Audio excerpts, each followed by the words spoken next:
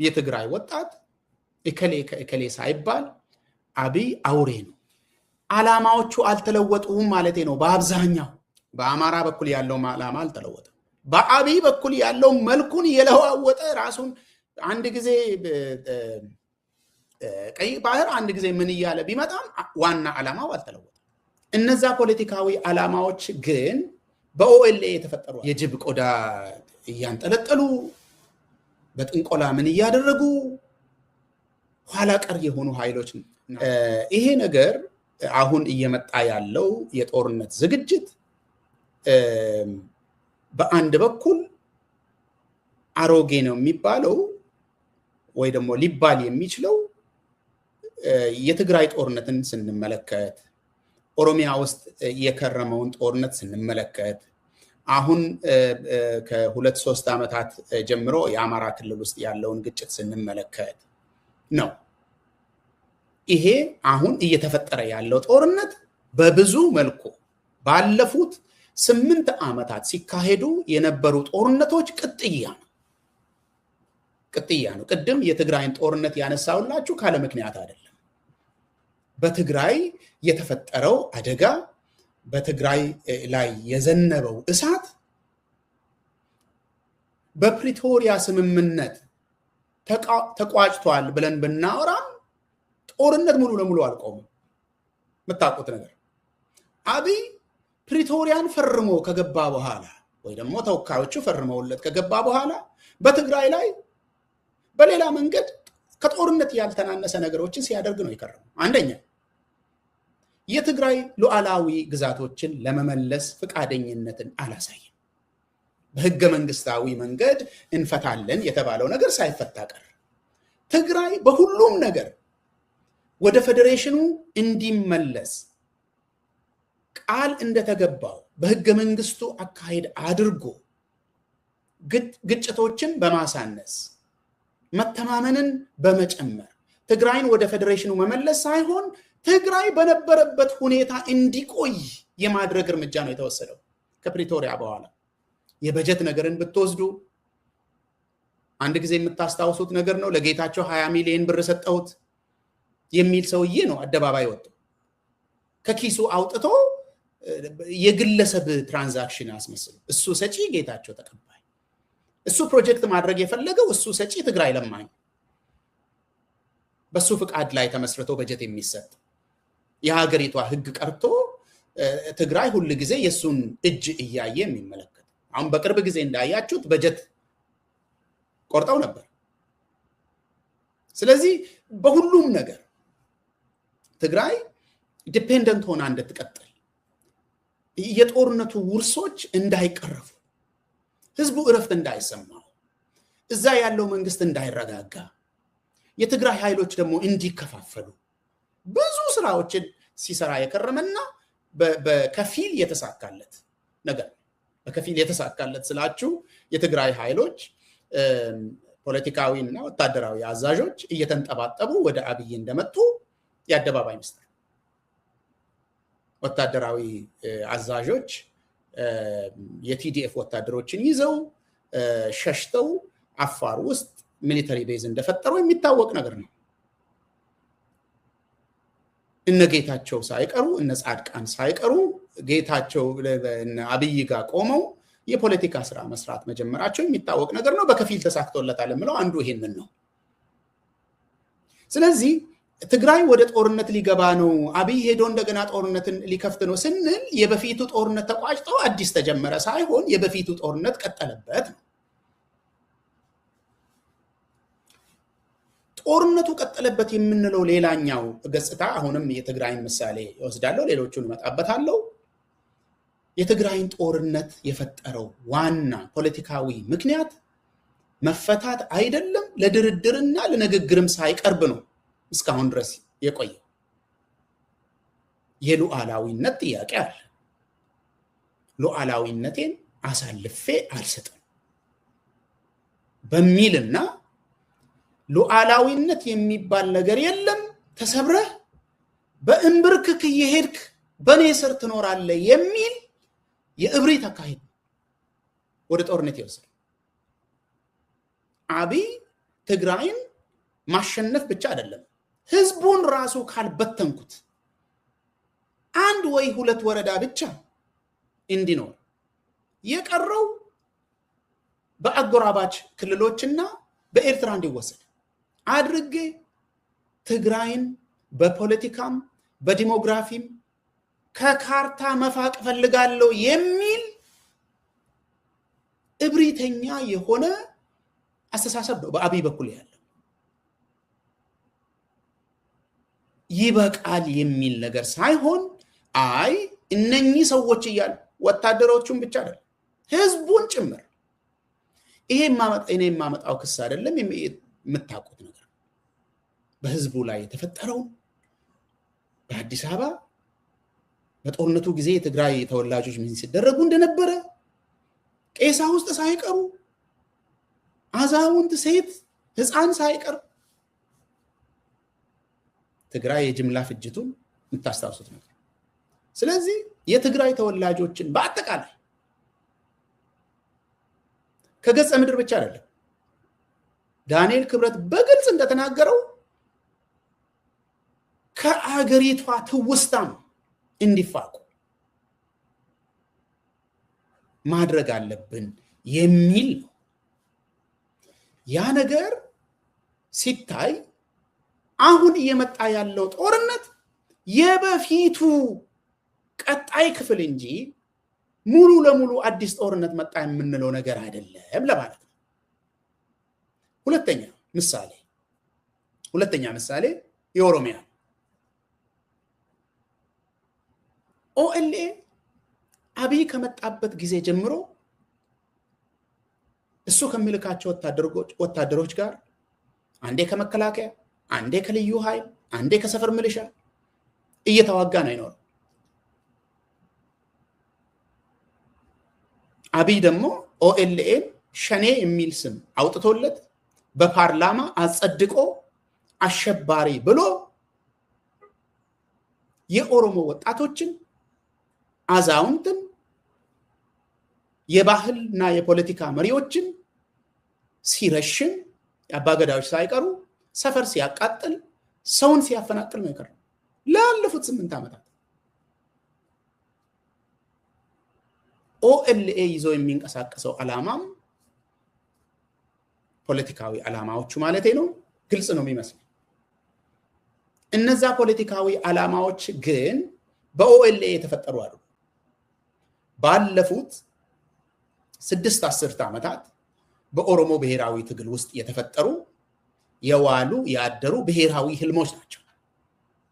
ኦኤልኤ እንዲኖር ዋስትና የሆነው ያ ብሔራዊ ትግልና ብሔራዊ ዓላማዎች ናቸው። የህዝቡ አስፓይሬሽንስ ናቸው። ወታደራዊ አቅሙ ብቻ አይደለም። ህዝቡ አቅፎ ደግፎት እንዲኖር ያደረገው ያ ብሔራዊ ዓላማ መያዙ። ስለዚህ በኦሮሚያም ቢሆን ይሄ ጦርነት አሁን የሚፈጠረው ጦርነት ኦኤልኤ ቅድም እንደምንለው ይሄንን ትልቅ ካምፕስ ተሰባስበው ገብተው ከሆነ አዲስ አሰላለፍ ቢሆንም አዲስ ጦርነት ነው የምንለው ሳይሆን የበፊቱ ቀጣይ ክፍል ነው ማለት ነው። ያደረ ህልም ነው ማለት ነው።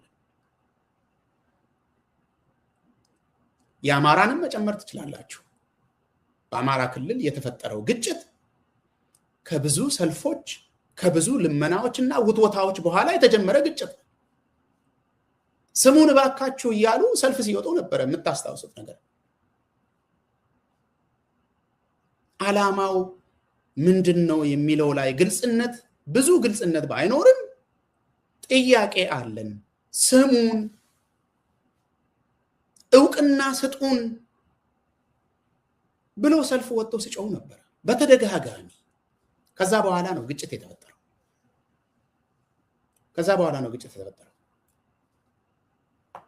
አብይ የሰጠው መልስ ጩኸታም የሚል ነው እንደምታስታውሱት። ጩኸታም ምትጮሁ ዓላማ ቢስ እያለ ሲሳደብ ነበር። በፓርላማ ጭምር እየመጣ ዝቅተኛ የሆኑ ስድቦችን ሲያሰማ ነበር። የጅብ ቆዳ እያንጠለጠሉ በጥንቆላ ምን እያደረጉ ኋላ ቀር የሆኑ ኃይሎች ናቸው ብሎ የአንድን ክልል ወጣቶች በዝቅተኛ ስድብ ሲዘልፍ ነው የከረመው። ስለዚህ የአማራንም ክልል ብትመለከቱ ያለውን ጉዳት ስታዩ የፈለገ አይነት ነገር ይሁን ያለውን አስፓይሬሽንም ስትመለከቱ ያለው አስፓይሬሽን አሁን የተፈጠረ ሳይሆን ባለፉት ዓመታት ሲወርድ ሲዋረድ እዚህ የደረሰ የተንከባለለ የመጣ ችግር። ስለዚህ አሁን የተፈጠረው አሰላለፍ አዲስ ቢሆንም ህልሞቹ ያደሩ ናቸው። ኢትዮጵያን የወቀጡና ያስወቀጡ ህልሞች ናቸው። አገሪቷ ውስጥ ብዙ ግጭቶችን ያለፉ ሂደቶች ናቸው። ለአብይ ትልቅ ሀብት የሆነለት ይሄ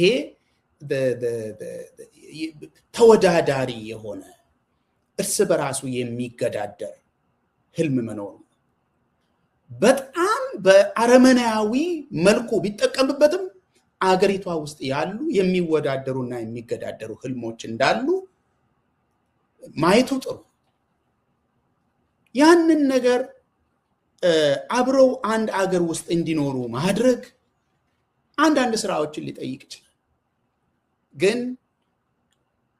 ሰዎች አልፎ አልፎ ሲያወሩ እንደምሰማው መስማማት አለበት፣ መጣመር አለበት። የግድ አይደለም። አንድ ሀገር ውስጥ የተለያዩ ህልሞች ኖረው ሰላም ሊኖር ይችላል፣ ልማትም ሊኖር ይችላል። ብዙ ምሳሌዎች አሉ በዓለም ዙሪያ።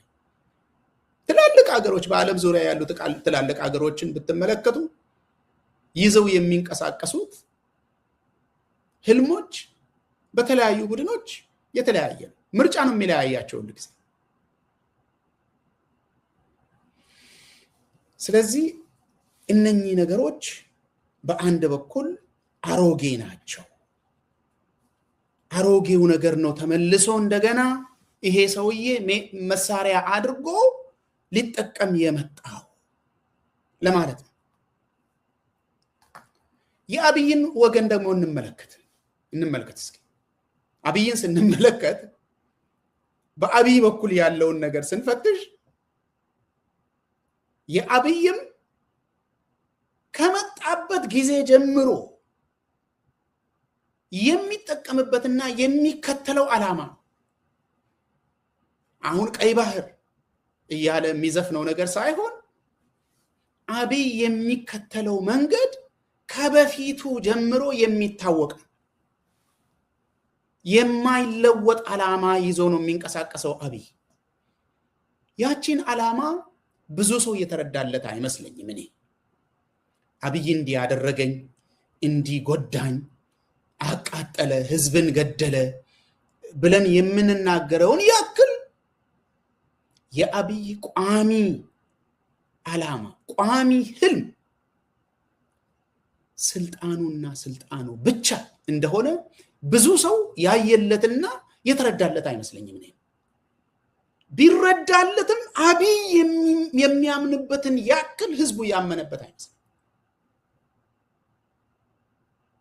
ይሄንን የምልበት ምክንያት ምንድነው? አብይ በተደጋጋሚ ጭካኔዎቹ ከምን እንደሚመነጩ፣ አረመኔያዊነቱ ከምን እንደሚመነጩ በተደጋጋሚ ነግሯል። ብዙ የሚሰማው ሰው ግን አላገኝም። ለስልጣኔ አደጋ የሚሆን ነገር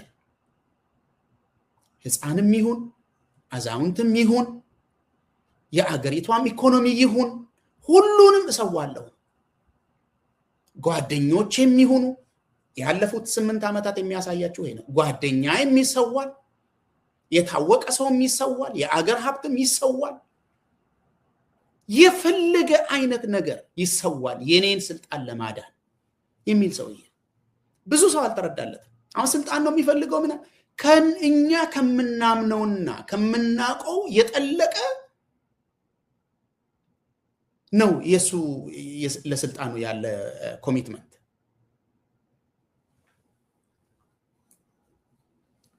አብይ የሚሰራቸውን ስራ የሚመራውና የሚያሳልጠው ይሄ ነገር አንድ ጊዜ ቀይ ባህር ብሎ ይበጣል፣ አንድ ጊዜም የኢትዮጵያ እንዲሆን ይችላል። የሱ መመሪያ አልፋና ኦሜጋ ግን ስልጣኑና ስልጣኑ ብቻ ነው። ስለዚህ በሁለቱም ወገን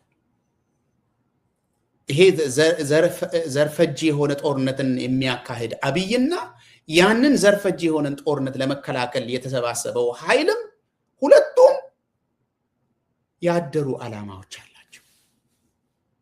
አዲስ አሰላለፍ ተፈጠረ ስንል ያደሩ ዓላማዎቹንም አብረን ማየት ያስፈልጋል።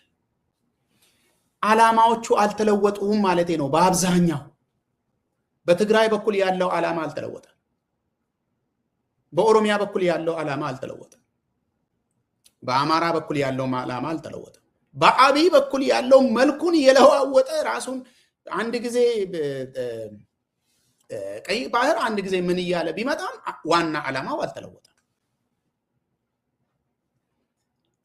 ዋና ዓላማው በሁሉም ኃይሎች ዘንድ አልተለወጠም ማለት ግን ለውጥ የለም ማለት አይደለም።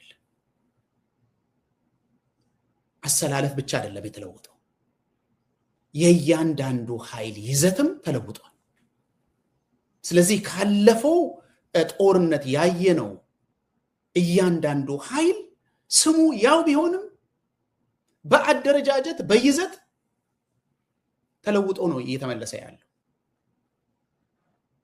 የተሰባሰቡ ኃይሎች ኤ ጋር የነበረው ወደ ቢ ሄደዋል፣ ቢ ጋር የነበረው ወደ ኤ ሄደዋል ብንልም እያንዳንዱ ኃይል ባለፉት 8 ዓመታት በተፈጠሩ ድሎችና ውድቀቶች ብዙ ለውጦች ታይተዋል። እነዛን ጠለቅ ብለን ለማየት ሌላ ፕሮግራም ሊያስፈልግ ይችላል፣ ግን ምሳሌዎችን ልስጣችሁ።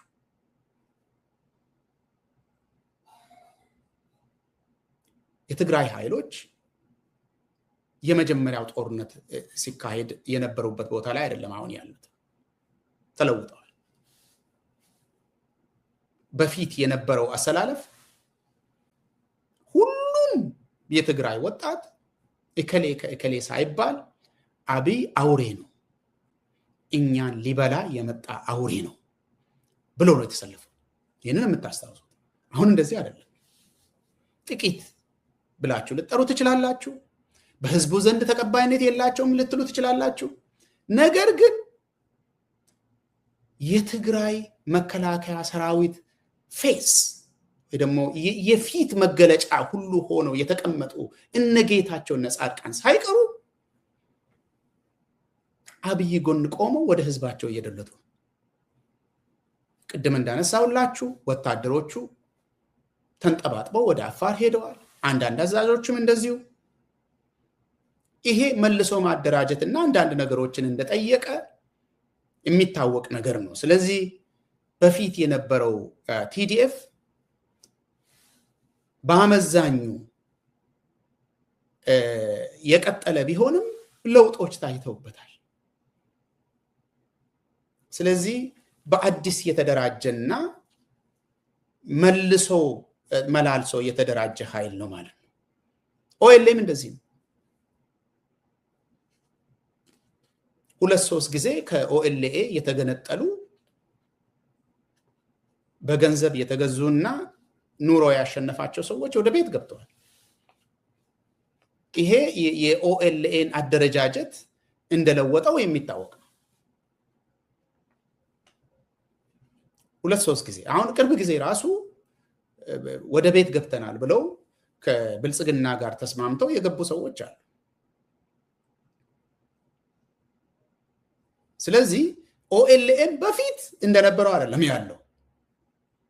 ይዘቱ፣ አደረጃጀቱ፣ አመራሩ ጭምር ለውጥ ታይቶበታል በብዙ ነገር። ይሄ ብቻ አይደለም። ኦኤልኤን ስንመለከት ፎከስ የሚያደርግባቸው አካባቢዎች ራሱ ለውጥ እያሳዩ ነው። በፊት ማዕከላዊና ምዕራባዊ ኦሮሚያ ላይ ነበር ብዙ እንቅስቃሴ የሚያደርጉት። አሁን በአመዛኙ ኦኤልኤ እየተንቀሳቀሰ ያለው በደቡብ ምስራቅና በምስራቃዊ የኦሮሚያ ክፍሎች ነው።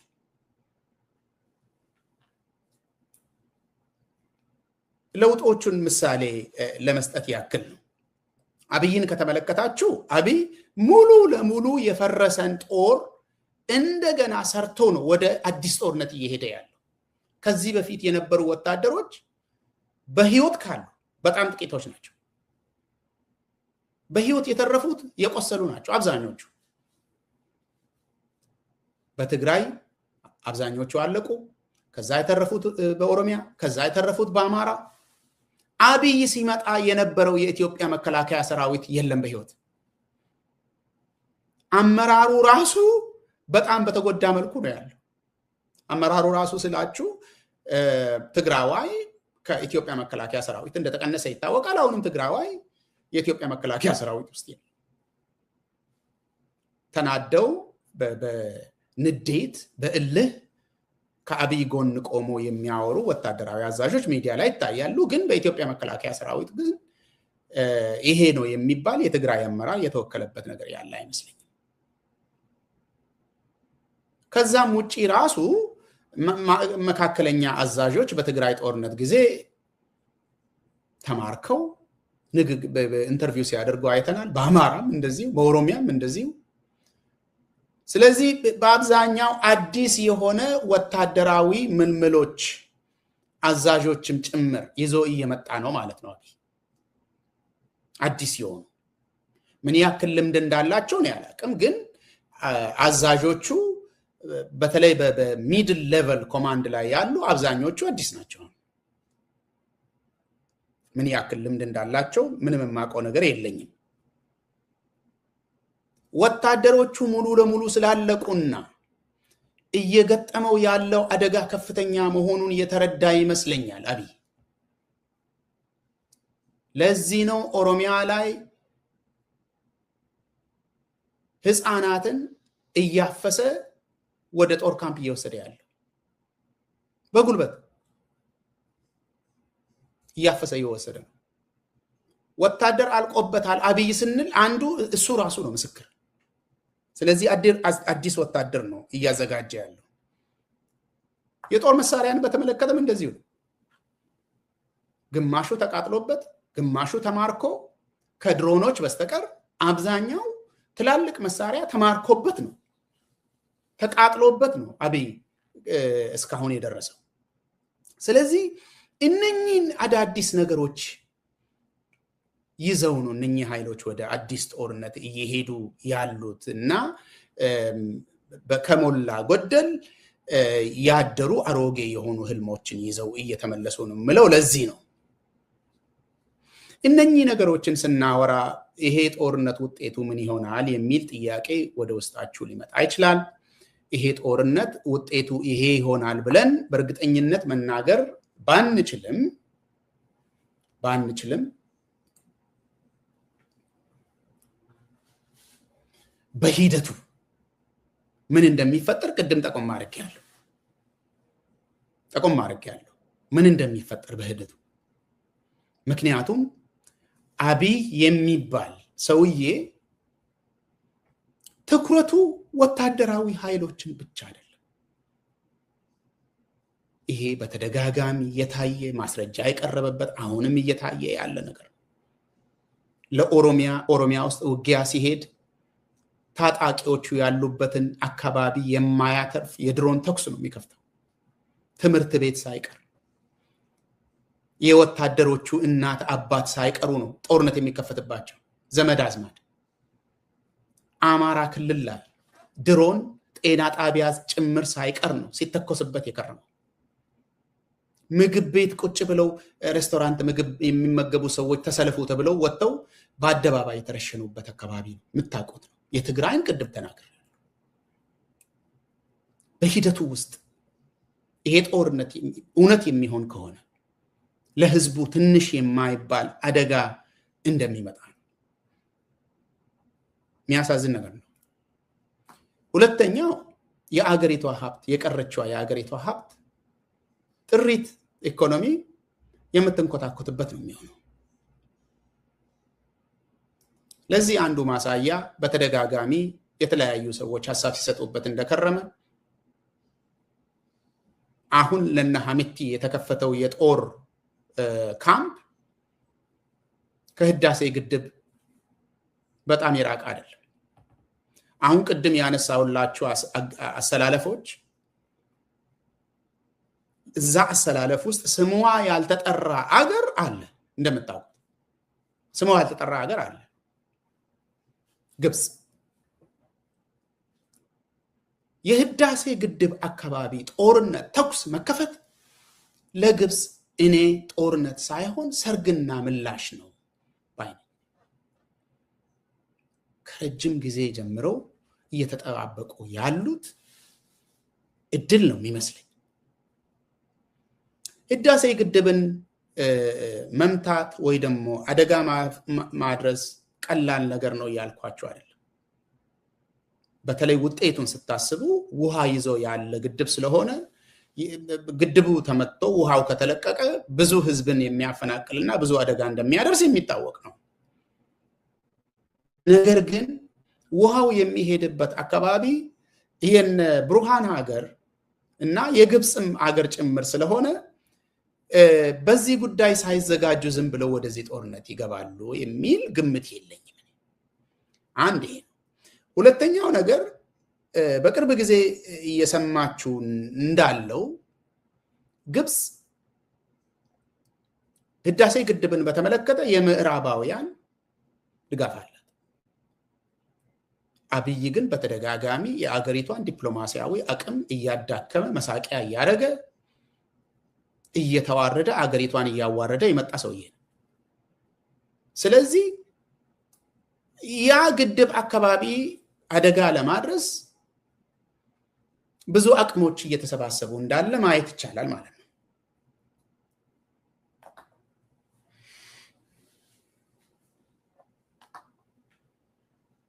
አንድ ይሄ ነው። ሌላው ነገር ከዚህ ጋር ተያይዞ መታየት ያለበት በዚህ ጦርነት ሂደት ውጤቱ ሳይሆን በሂደቱ የሚፈጠሩ ነገሮች ውስጥ አንዱ አብይ ከዚህ በፊት ተዳክሞ ተርፏል። ከዚህ በፊት እንዴት እንደተረፈ የራሴን እይታና ጥቂት ማስረጃዎችን አንስቼ መጀመሪያ ላይ አውርቻለሁ። አሁን ግን ወታደራዊ አቅሙ በጣም የሚጎዳ ከሆነና የሚመታ ከሆነ ለሱ የሚላላኩ ወታደራዊ አዛዦች አቋማቸው ምንድን ነው የሚሆነው? እንደ ከዚህ በፊቱ የሀገሪቷን ወጣቶች እያስጨረሱ ራሳቸውም ዛሬ ነገ አደጋ ይመጣብናል እያሉ እየፈሩ ዝም ብለው ነው የሚኖሩት?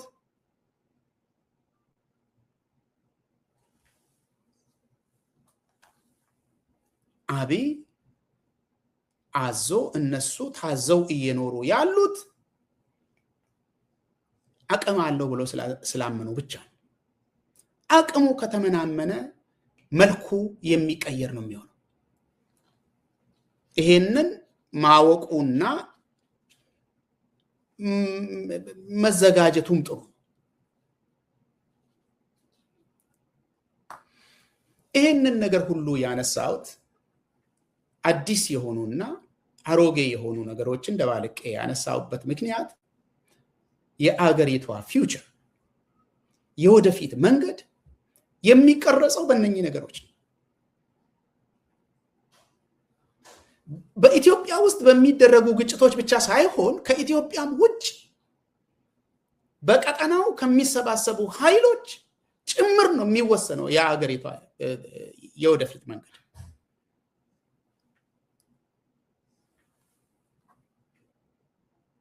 ለምን? አንዳንድ ተጨባጭ ነገሮችን አንስቼ ጥያቄ ጠይቄ ልውረድ። አንደኛ አብይ የምርጫ ሰርግ አዘጋጅቷል፣ ምርጫ ግን የለም፣ የምታውቁት ነገር። ሁለተኛ የህዝቡ ሰላምና ደህንነት አልተረጋገጠም። ህዝቡ ወጥቶ ለመግባት ስጋት አለበት። ሶስተኛ የህዝቡ የነገ ህይወት የሚቀጥለው ትውልድ ዋስትና የለው። የኢኮኖሚ ዋስትና የለም፣ የሰላም ዋስትና የለም። አገሪቷ ዋስትና የቱ ጋር እንደሆነ ኮንፊውዥን ተፈጥሯል። ህዝቡ መከበር ይቅርና እንደ አገር ዜጋም የሚታይበት ጊዜ ችግር ሆኗል። አሁን መከበር ሌላ ነገር ነው። አንተ ዜጋ ነህ፣ የኛ አለቃ ነው ብሎ መንግስት ህዝብን የሚያይበት ነገር ኢትዮጵያ ውስጥ ተፈጥሮ አያውቅም። ነገር ግን እንደ ዜጋ ክብር ነበረው ህዝቡ። ያ ነገር የለም በቦታው። አሁን ቅድም ያነሳውላችሁ አዳዲስ ነገሮች እየተፈጠሩ የዋሉ ያደሩ ህልሞች መሬት ላይ እየተጎተቱ እየተላተሙ ጦርነት እንደገና በአዲስ መልክ እየተንኳተተ ሲመጣ ህዝብ ይሄንን ሁሉ ነገር አጥቶ የሚያደርገው ነገር ምንድነው? ማለት ያለው አማራጭ ምንድነው? ይሄን ሁሉ ነገር አጥቶ ጦርነት መጥቶ ሲጨመርበት ምርጫው ምንድነው? ይሄንን ከሌላ ጥያቄ ጋር ላያይዝና በሌላ ፕሮግራም እንመለስበታለን። አሁን የተፈጠሩት ጉድኝቶች ቅድም መጠየቅ አግባብ ነው ብያቸዋለሁ። መጠየቅ አግባብ ነው። ጉድኝት መፍጠርም በዚህ ጊዜ እብሪተኛ የሆነ ዘር ፍጅት የሆነ መንግስታዊ ኃይል ባለበት ጊዜ ወሳኝ ነው ብያቸዋለሁ። ቢያንስ ራስን ለመከላከል ግን ብቸኛ አማራጭ ናቸው ወይ? አሁን የተፈጠሩት ኃይሉ አሰላለፎች ብቸኛ ናቸው? ለምንድን ነው የተፈጠሩት እንደዚህ? በተቃዋሚ ወገን ነው የምላችሁ። ይሄንን በሌላ ፕሮግራም መለስበታለሁ። እስካሁን ድረስ ስላዳመጣችሁን በጣም አመሰግናለሁ። መልካም ጊዜ ይሁንላችሁ።